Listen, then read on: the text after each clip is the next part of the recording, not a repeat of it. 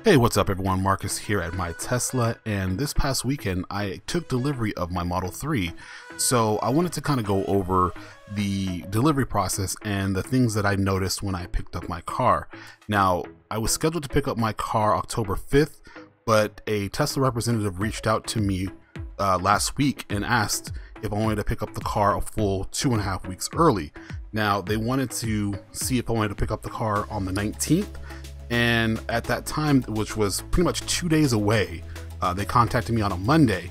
So I kind of had to do a little bit of scrambling. I already had my loan already set up and taken care of because I figured out I would do my loan at least 4 weeks out in advance. So that was taken care of.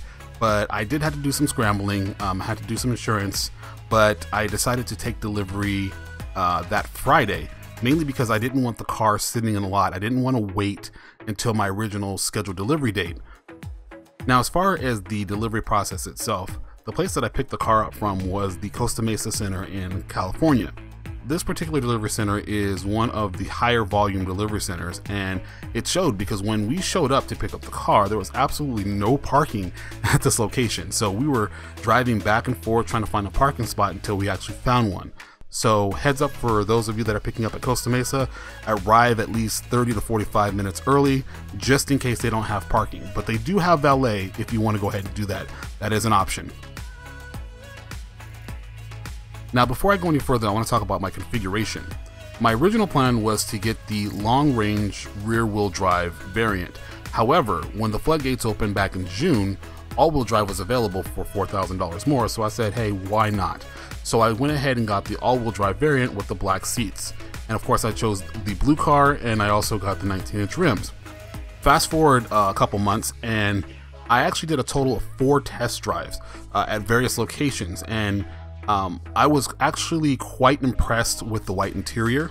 So much so that at the last minute I changed my order to the white interior. In fact, I changed it about a week before I got the invitation to schedule my delivery date. So I got it in right at the last moment.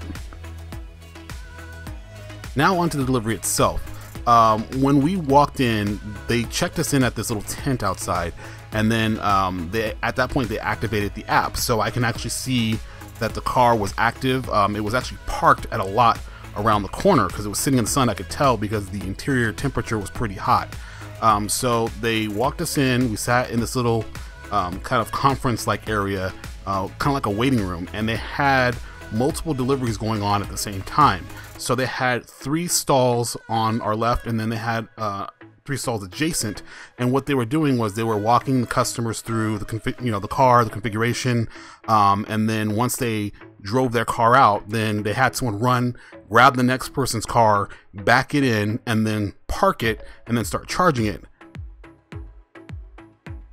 So we were there a total of about 2 hours, and during this time there was just a frantic rush of just back and forth, bringing new cars in. Once someone left with the car, they brought a new car in, and it was just so crazy how it was like an orchestra, how they were moving the cars in and out and getting the customers in and out.